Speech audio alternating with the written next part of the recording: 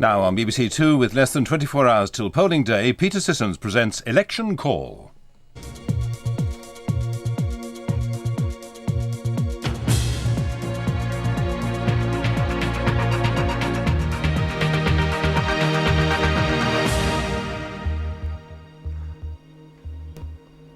Good morning and welcome to Election Call from Nottingham.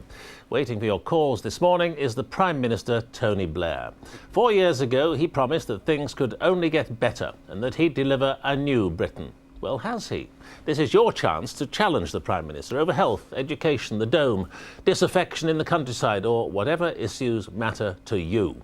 Phone lines are open now. The number stays the same, 08700 100 444. And you'll know by now you can email us at vote2001@bbc.co.uk, telling us, please, where you're emailing from. We're also on the BBC News online website at www.bbc.co.uk/news. Well, the first election caller is already on the line. Miss Georgina Howell from Birmingham. You're through to Tony Blair. Yes, Prime Minister. Good morning. Good morning.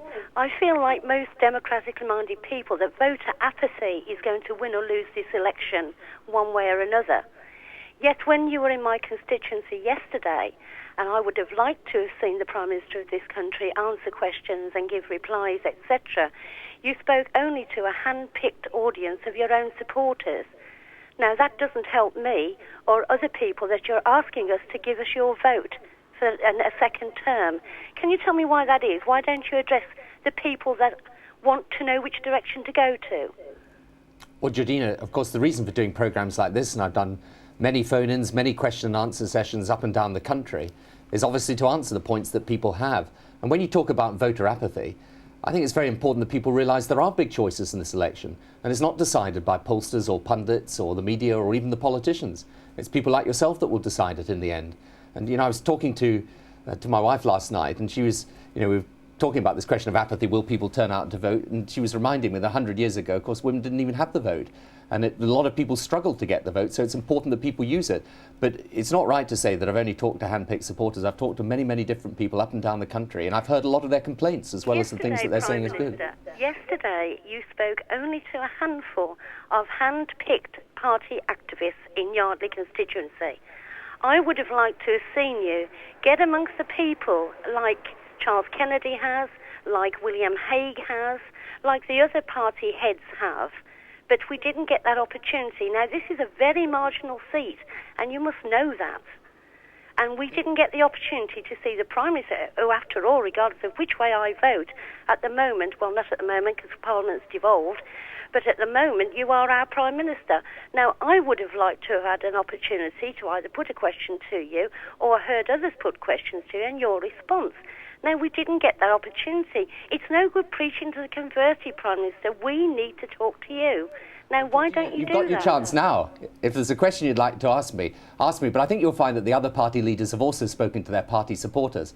But you're simply wrong in saying that all I've done is speak to party supporters. I've spoken to people up and down the country, some of whom have complained. But this is your chance now. You've got me here. We're in one-to-one contact, so what's your question for me? Well, that was the question that she wanted to ask. It was about news management, basically, to Tony Blair, wasn't it? This is the most tightly controlled election campaign there has ever been for all the parties. And isn't that a bad thing? Well, you say it's tightly controlled, but I think programmes like this, many of the phone-ins that I've done them on other television stations, radio stations, when we do question and answer sessions, up and down the country I'm doing this, speaking to people about their concerns. I mean, obviously you speak to your own supporters as well. It would be a bit odd in an election if you didn't. But I've had some pretty famous occasions in which people have confronted me and said, well, look, Mr. Blair, you're not doing this right and you're not doing that right, and why aren't you doing the other? And that's how it should be. This is people's chance to hold us to account. But I think that, what you will find probably in this country, more than virtually any country I know, politicians are in one-to-one contact with voters. But it doesn't mean to say you don't address your own supporters as well. I think it would be odd if we didn't do that. And as I say, if Georgina wants to put to me a question on policy, I'm very happy to answer it. Well, we've got a question on policy here from Ron Edwards in Aylesford. Mr. Edwards, you're through to the Prime Minister. Mr. Blair. Good morning. Good morning. You may feel proud of the New Deal for the young, but may I suggest your party should feel ashamed of the bad deal you've given pensioners? We have been most affected by the stealth taxes, in particular fuel tax. We were insulted by the 75p, and although you've apologised for this, you haven't made it any better by giving a £500 grant for each new baby, which we could well do with. While every member of your government proudly boasts about the low mortgage rate, you all seem to forget that most pensioners are not affected by this. What we are affected by, you know, is the serious reduction in the savings interest on which we depend. OK, Ron, you've made your point. Tony Blair. Well, can I just answer a couple of things? First of all, Ron, I make no apology for saying that people need low mortgages. If you're a family struggling to make ends meet and you're trying to buy a house, you want a low mortgage. And I think it's important that we do that. I make no apology either for saying that we're giving more help to children and to families, because it's when families are raising their children they need help most. And things like the Working Families Tax Credit and the Child Tax Credit and Extra Child Benefit are important. I don't apologise for that either. But when you say that we've done nothing for pensioners, the truth is, I accept, and I've said this to people, that the 75p was a mistake.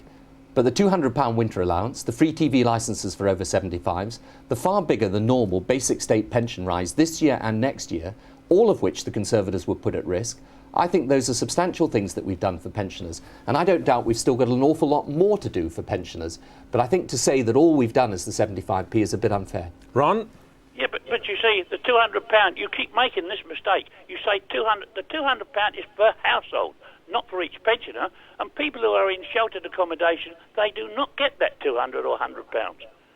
I mean, I go on, we're classed as second-class citizens in the health service.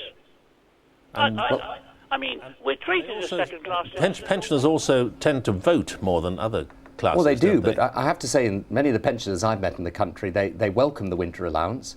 They welcome, if they're over 75, the free TV licences as well. And over the course of this Parliament, we will put something like £4.5 billion extra for pensioners. Now, it's true that pensioners, of course, depend enormously on the health service. Ron, that's absolutely right. But that's why we're trying to put money into the health service in order to make sure people get a better deal.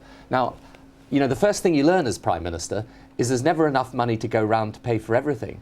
But we accept there's still a great deal more to do, but we are trying to make a start. And I think that if you look at our record over the last few years on pensioners, OK, we've not done everything that people would like us to do, but I think it would be unfair to say we've done nothing. Harold Gervick from London, you're through to Tony Blair. Prime Minister, yes. I would like to know what your feelings are about how you're going to ensure the competency of ministers and staff who have to deal with life and death consequences that will arise from using private medical sector. Theoretically, the idea of using the private hospitals is a very good one, but it's not only a matter of politics and throwing money at solving present inadequacies. Competence of ministers and staff is vital and paramount. Inadequate intensive care and overnight cover in some of the smaller private hospitals has led to all sorts of peculiarities. Minor ops turn into major risks. Patients have to be transferred to deal with unforeseen consequences that arise in minor operations. A friend had a prostate operation and had to be diverted to a major hospital. He had kidney failure and is now on dialysis 3 times a week. These sort of eventualities, because they're not properly managed, could easily arise. And my worry is that the competence of ministers has been shown to be very lacking, for example, in the DTI, where freely allowing unchecked sale of our major... You're going off the point here, Harold. The point you're making is that you have concerns about the competence of private companies when they're called in to run parts of the health service. Prime Minister. Well, the answer to this, Harold, is that the private sector should only be used where people are clear that there will be adequate and proper treatment. And the reason why, and I think in a sense you accepted this, the reason why we're saying, for example, when you're trying to deal with extra pressures over the winter, that it's perfectly sensible to use a private hospital if the increased pressures are making it difficult to find a bed in the NHS, is that for most people, I think provided they're getting NHS standard care and it is free at the point of use, they don't really mind if we use the private sector in those circumstances. And the hospital building programme, for example, we've got underway at the moment, is one that we're doing with the private sector and doing very, very successfully. So I agree you've got to be careful, but you know, it's an interesting statistic that the NHS does something like 5.5 million operations every year. There are 270 million doctor's appointments, if you can believe it. And obviously, whether in the NHS or in the private sector, from time to time, certain things will go wrong.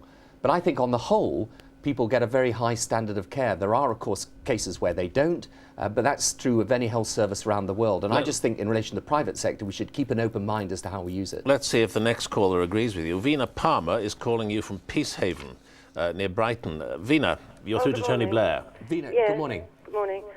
Bearing in mind that cancer is the highest killer in the country, can you explain to me why, under the NHS Cancer Plan 2000 that is on the internet, is the waiting time from diagnosis of urgent GP referral to treatment changed from the 2-week standard and now is 4 weeks, depending on which month you happen to be in, for this service. And it increases by 2005 up to 2 months. 8 weeks, could be 10, depending on what month you're in. Can you explain that, please? Well, I think, Vina, actually, that as a result of the additional money going into cancer, the opposite should be happening. We should be reducing the time. So I can't quite explain what's on that website if it's in those terms.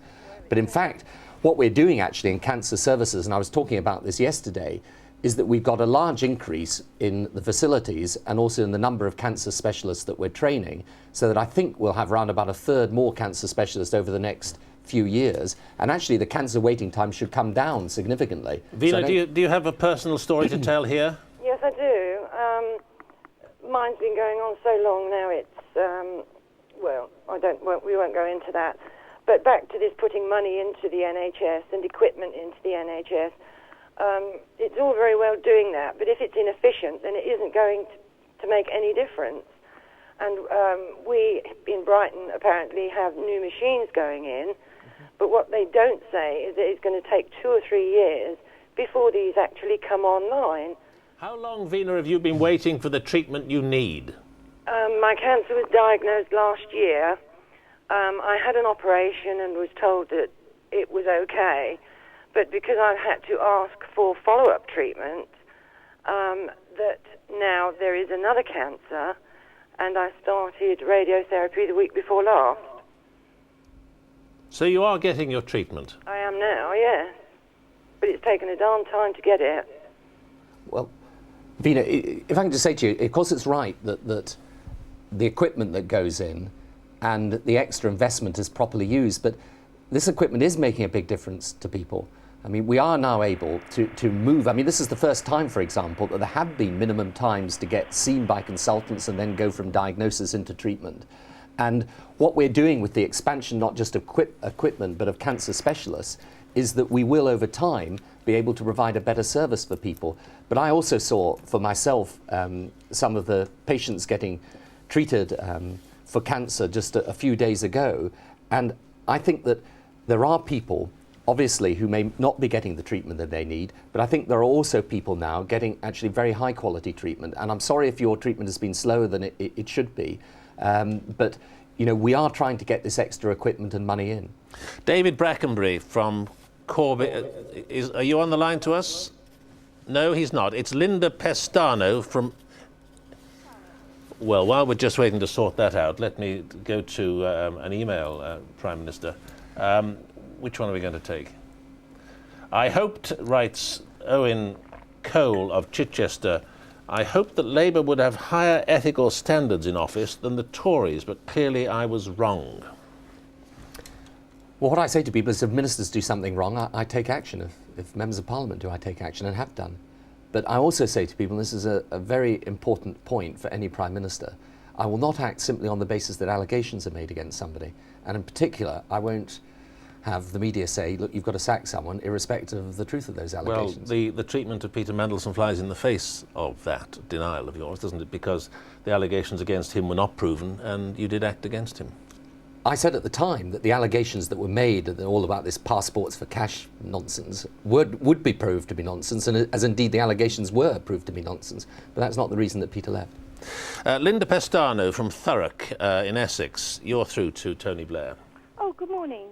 I represent an army of people in the country that have successively ignored government after government after government, and that is carers. You seem to sideline us because we just get on with the job and look after our loved ones with very little help from the state, I have to say. I'm not at home from choice.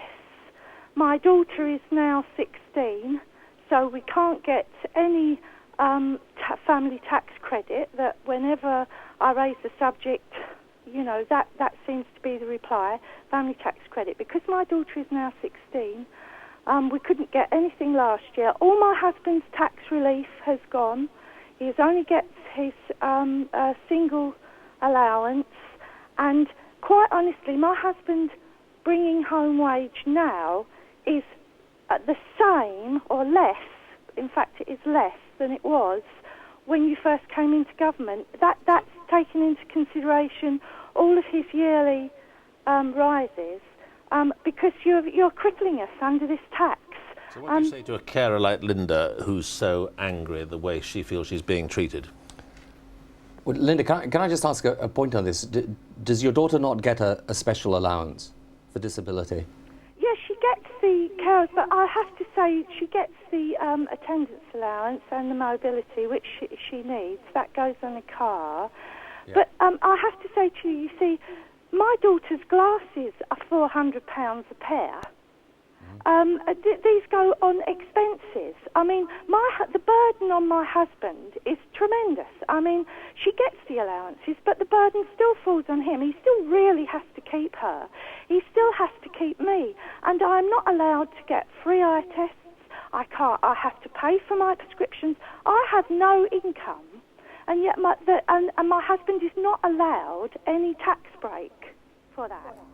And certainly Tony Blair could not afford to pay any more taxes. Well, I understand that, although it's also important that we do try and start getting some help to carers.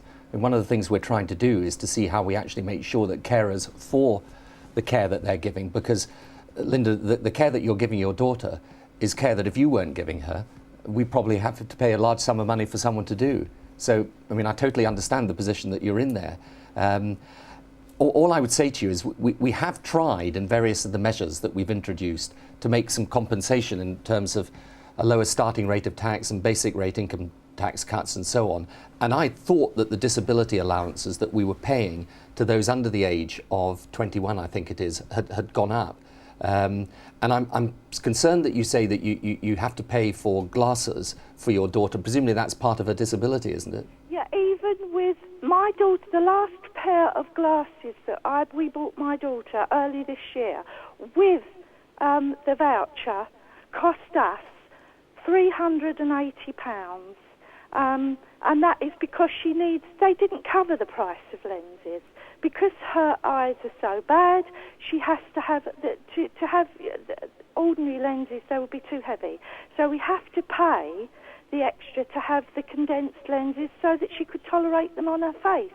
This is just one instance of, I mean, we've had to pay out for a special bike so that she can get exercise. These are the things that people with a disability and handicapped people, these are the costs that they're incurring all of the time. And so all of the benefit really is taken up with their, just to give them a decent a standard of life. Do you accept, Tony Blair, that for people like Linda, and there are thousands of them over the country, the words "things can only get better" ring really hollow?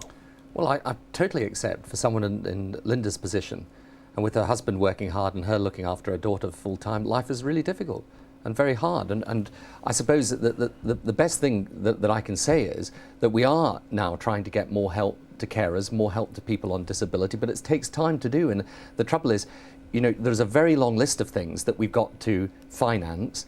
And as Linda rightly says, her husband doesn't want to pay more tax. So you've got to try and strike a balance there in the things that you need to finance and the money that you need to raise. Tony Molyneux is calling from Bury. Tony, you're through to Tony Blair. Given the news of Railtrack's current poor share performance, this would seem to be the ideal time to take Railtrack back into public ownership. Given that public money is going to have to go in there anyway, and that on all the available polls that have been done, it would be an extremely popular move, and this is supposed to be a popularist government. There's also an email on that, Tony Blair, from David Bevan in Teignmouth. Will you please refuse to bail out rail tracks so that the company can be taken over at little cost to the taxpayer? Well, the difficulty with this is, I mean, you're quite right in saying it would be a popular move and get us a big cheer, but I don't know that it would be very sensible for these two reasons. The first is that if we took back rail track, I mean, we would not have privatised the railways in the way that the Conservatives did. It was a disaster to do it in that way. But if we took it back, it's not just the share price that we'd pay for, we'd also have to take their debt back as well, and that's quite considerable. And in addition to that, it would probably take 2 years before we sorted everything out, and in those 2 years, we would have the railways in a state of paralysis and not able to start the investment programme that is there now waiting to go. And what we've tried to do instead is to get a greater measure of control through the body that we set up, the Strategic Rail Authority, and we've now put together a big forward investment programme for the railways and also for the roads over the next 10 years. And, you know, it would be actually wonderfully simple for me, Tony, to say, OK, let's take it back. The last government mucked it up. We're going to take it back, and I get a big cheer for it. But we have looked at it very carefully and decided that it really wouldn't be in the interests of the travelling public. And I think the thing we've got to do is recognise, and I believe this very strongly, that the truth about our railway system is that public and privately owned, we grossly underinvested in it over a long period of time, and we're paying the price for that now. And the answer, whether it's publicly or privately owned, is to get the investment in. A quick comeback, Tony. I do agree with all that, but since public money is going to have to go in there anyway, seemingly in increasing amounts, why not just do it by stealth, if you like, and say for every bit of public money that goes in there, we'll take public shares in the company, and eventually we'll have it back in public ownership.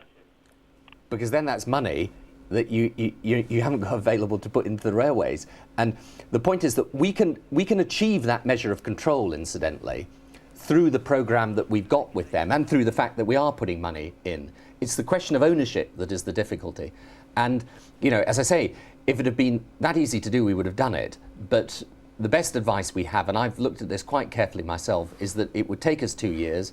Meantime, we'd have just another huge reorganisation going on within rail track at the very point in time when actually you want them all concentrating on getting the rail recovery programme sorted out. And if you look at the state of our railways today, I mean, they're not you know, anywhere near where they should be, and we've got to make sure that nothing is standing in the way of getting that money in and getting on with the programme of change. So, I mean, I agree with you, and in a sense it would be a very easy thing to do, but if my honest opinion is that it wouldn't deliver us a better railway, then I think it's my job to tell people that.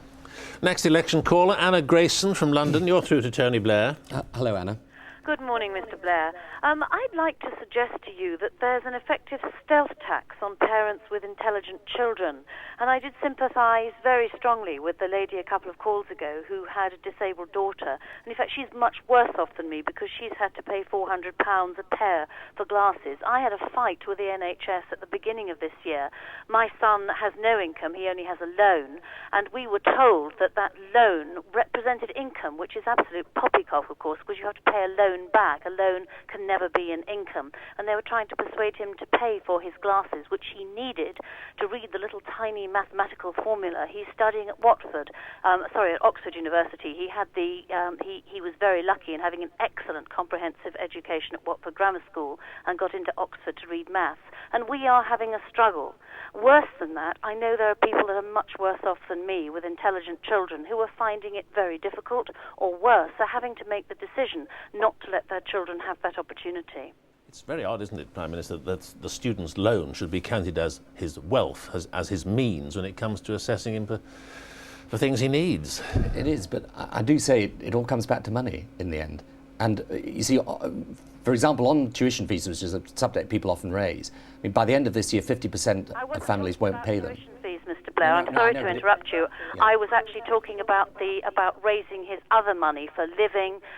Children with brains, young people with brains, eat an awful lot of food, as you must remember yourself from your Oxford days.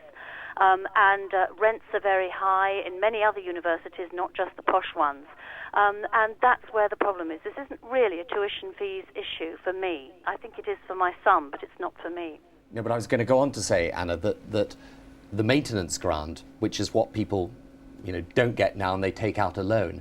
The simple fact of the matter is when we came to office, universities were saying to us, we are going to have to charge fees for people ourselves unless you change the system of student finance. And because, you're quite right, when I was at Oxford in the 1970s, I got a full maintenance grant, there were no tuition fees, but only 7% of school leavers went to Oxford, or rather went to university. Nowadays, it's almost 35% and it's rising. And the fact is we cannot afford to pay for everything for everybody.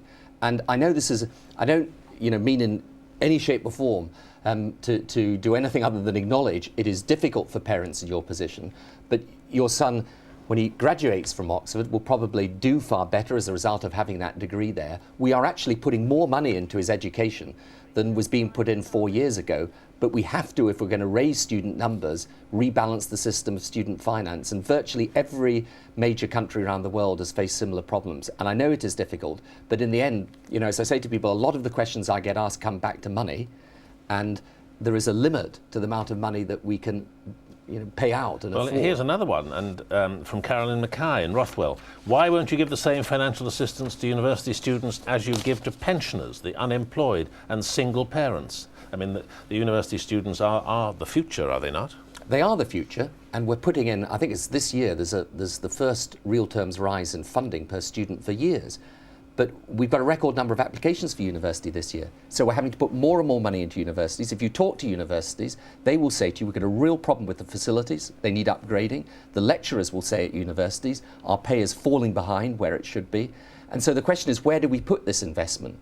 Now, I think it is not wrong to say that because graduates will earn far more money than non-graduates, that it is fair that there is some balance in contribution. And I know it is difficult for people, I really do know it's difficult, but on the other hand, if we have to take money in order to finance, if we got rid of the student loans and went back to the old system of maintenance grants and the government paid it out, I'd have to take that money from somewhere.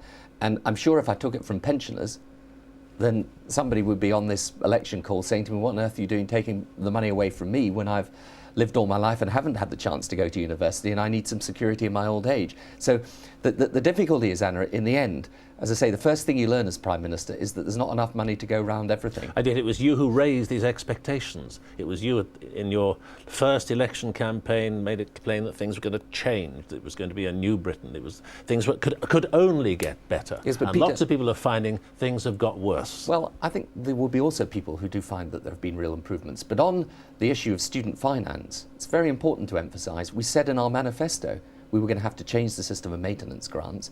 And the reason we introduced tuition fees is that the previous government, because the universities were saying we're in such a dire financial state, we will have to charge fees. The previous government, with our consent, set up something called the Deering Committee to examine the case for changing student finance. And they reported when we were in office and we acted on that report. And we said at the time that we were going to act on that report. So, it isn't fair to say that we were telling people we're going to give you everything for free. We weren't. We were making it very clear that we couldn't do that. Right. But I think if you look at the overall investment in education and look at the primary school results we got, the extra money going into secondary schools now, I think people would say that, yes, there's still a long way to go, but there are significant improvements there too. Lots of calls coming in. Len Collier from Luton, let's hear from you. You're through to Tony Blair. A young person has the ultimate ambition to become a Labour MP. Would you advise them to join the Tory party and attack Labour, but 18 months before the general election transfer to Labour? Or would you advise them to join the local branch of the Labour Party and work as an activist for 30 years? I'm thinking of the Sean Woodward case. I thought you might have been. Well, I hope that they'd join the Labour Party now. But I don't agree with the implication of your question, Len, that people shouldn't switch political allegiance. If that happened, you'd have a slightly odd situation in politics. I mean, people do change their political allegiance. And I think when people have got the courage to make that change, if they're making it for reasons of principle and conviction, then that's something that we should welcome. And I personally believe that the Labour Party's gained a lot from being a changed political party where people who used to vote Conservative because they thought we couldn't run the economy properly are now prepared to give us a chance as a different and changed Labour Party. And you feel they should be rewarded with a safe seat? Well, they're not rewarded with a safe seat. I don't feel that at all. And he went through a selection process. But I do feel that you don't say to them, you're second-class members of the Labour Party because you used to be a member of the Conservative Party. Len, what do you think of all this? I don't think it encourages people to become activists in their local party if a person who's been an active for 30 years is not allowed even to stand on the shortlist for consideration by the local party. But there are lots of people, Len, who do, after 30 years' service in the Labour Party, become MPs. And you know, I can't agree that we should, as it were, say to people, if you switch over from the Conservatives to us, and there are still people switching from the 97 election, you know, people who worried that the Labour Party wouldn't run the economy well, and now they can see that we have, people who worried that we wouldn't be in favour of business and enterprise and can see that we are, those people who still come over to us, I'm sorry if we disagree about this, but I have to say to you, I'm proud that they've come over, and I'm pleased that they have, and I hope more people do. Len, thank you. Seth Tevil from London. You're through to Tony Blair. Hello, Prime Minister. Good morning, Seth. I'd like to ask you on this programme if you can categorically say that you'll block President Bush's National Missile Defence Programme. I've heard you stalling on the subject a great deal, saying you don't yet know the details.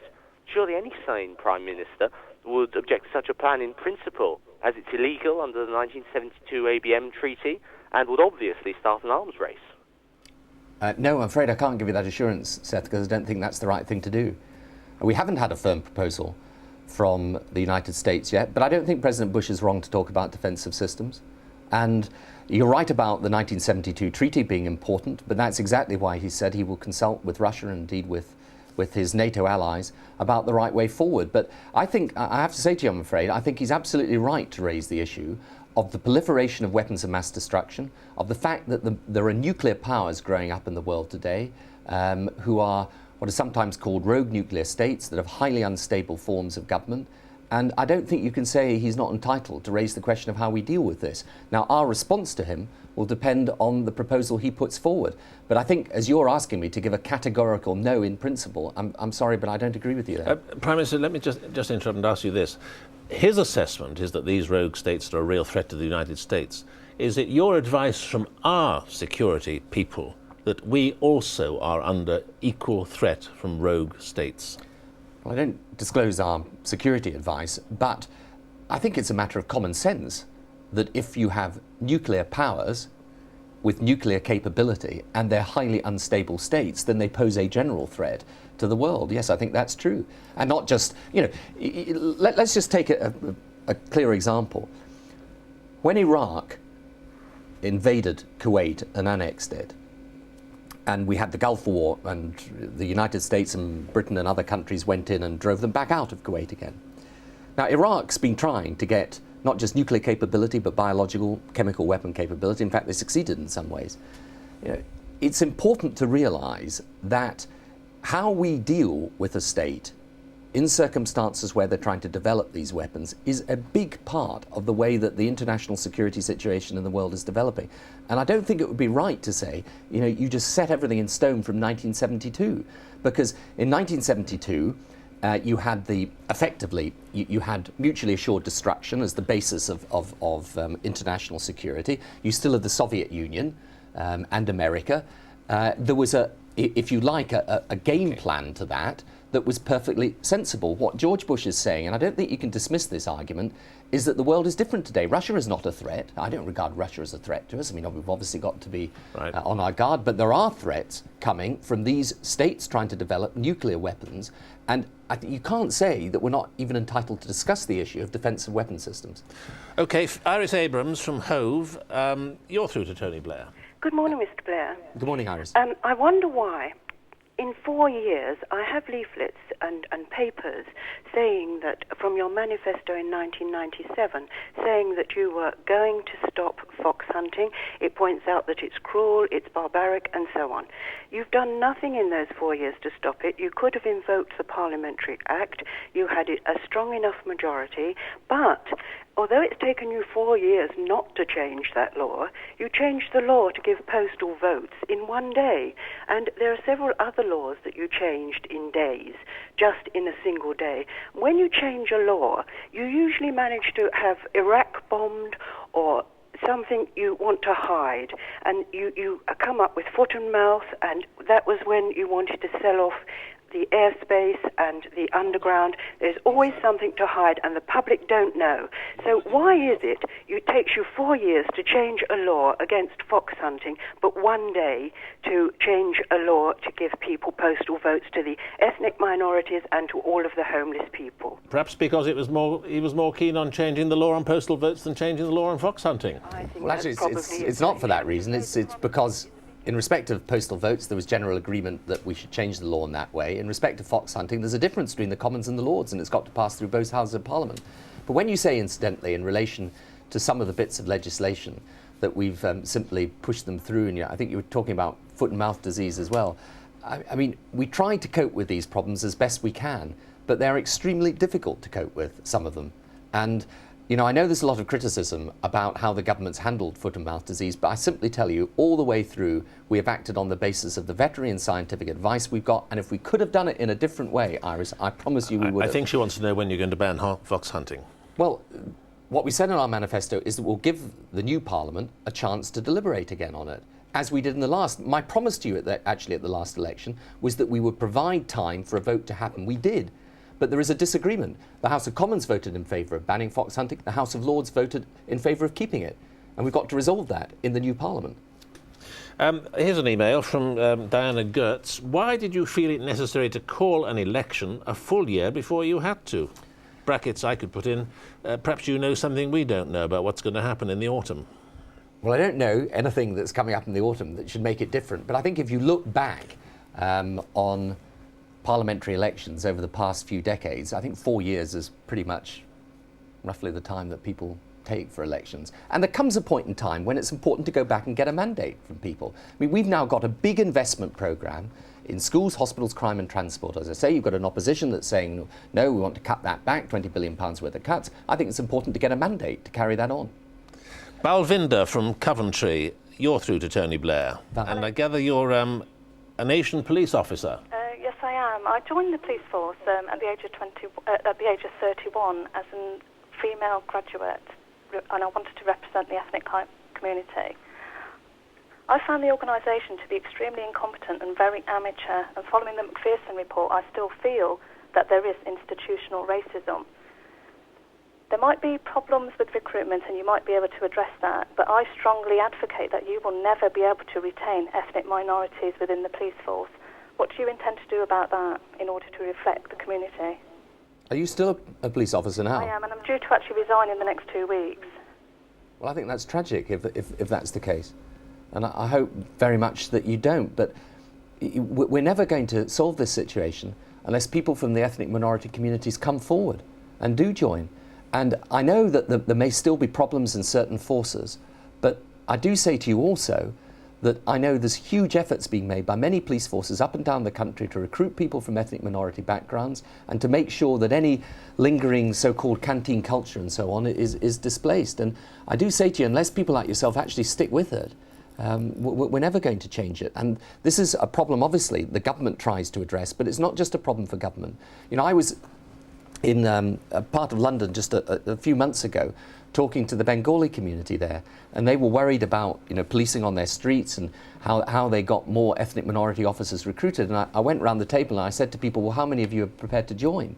And we do need people like yourselves joining. So I'm sorry if you're resigning. I think that's tragic if you are, and I would hope you reconsider. Balvinda, has the Prime Minister changed your mind?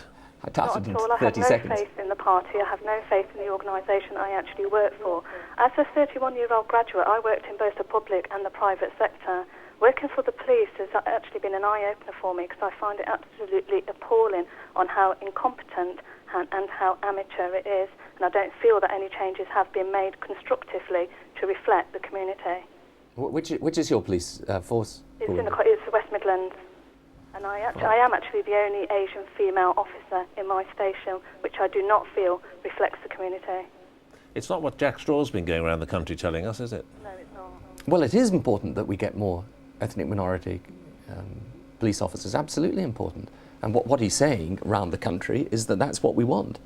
But, you know, I honestly think, I don't know the situation with Balvinda there, but I think it is unfair to say that all the police forces in the country are not welcoming ethnic minority recruits, or indeed the West Midlands isn't. I mean, you know, I attended a police memorial 2 or 3 weeks ago for a young Muslim officer in Manchester. And, you know, that was someone who'd given his life as a serving officer.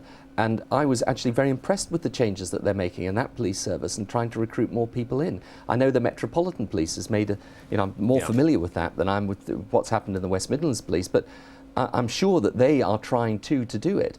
And, you know, I'm sorry about the experience that Bewinder's had, but I can see a lot of changes happening in the police service. Let's take another call now from Ian Morris in Bristol. You're through to Tony Blair, Ian. Good morning, Mr. Blair. Good morning, Ian. I've heard you ask the question so many times during this campaign what the question will be in a single currency referendum, and if it will be fair and how it will be worded. And you failed to answer that question at any time. And it is actually one of those things that will decide my vote, because I do think the Europe issue is a very important question. Can you now give me the question that it will be? No, I can't, because it's not decided yet. Indeed, we haven't recommended to people that we have a referendum, a separate poll on the euro. But what I have said to people, Ian, is that I don't know how complicated the question need be. I mean, do you want to join the single currency or not? It's a question you can put in a number of different ways, but they're not desperately complicated. And all of them then go through the Independent Electoral Commission. And I honestly say to you, I think all this stuff, it's like, you know, the funding on referendums is rigged. It's all nonsense. Or the question's going to be rigged. There is a real issue about the single currency, but that is an issue for a separate poll, and I do not believe it is impossible to get the right and fair question on the ballot paper. In the Independent newspaper this morning, there's speculation that you have a timetable where you re-elected on Friday to move forward rapidly with the euro business, making an assessment, getting a referendum as soon as you can. What is the actual position on that? The actual position is that story is completely wrong. I don't know where it comes from. Apparently I was due to do this in a couple of months' time, but as is often the case with what appears in the newspapers, it was news to me. Let's take just one final question from Bill Richards in Worcester. Bill, quickly. Thank you, Tony. You strike me as a sincere and quite honest politician, which makes it a nice change, I've got to say. What I would like to ask, though, is don't you feel concerned that your spin doctors, and they clearly do exist in every party, who set up situations that can kind of compromise you and the public's perception that you might be honest and sincere? Not foremost in my mind is the incident when you were speaking Blair, to tell us why, if your spin doctors are coming between you and the real you. Well, I 20 think seconds. In 24-hour news world, which is the world we exist, you will have people that have to talk to the press and the newspapers and everything. But I honestly think a lot of this spin doctor stuff is just concocted, and it's part of the media's obsession with itself. And what I say to you is, honestly, forget all that nonsense and just talk direct to me about the policies that we stand for, and that's what we should do. Tony Blair, thank you. Well, that brings us to the end of this series of Election Call on BBC 2 and Radio 4. But for the next 15 minutes, Tony Blair will continue to answer your questions online. You can find us, if you're not already there, on BBC News Online at www.bbc.co.uk/news and go to the Vote 2001 site. So stay with us now on the net. But for our radio and television audience, from Tony Blair and me, good morning.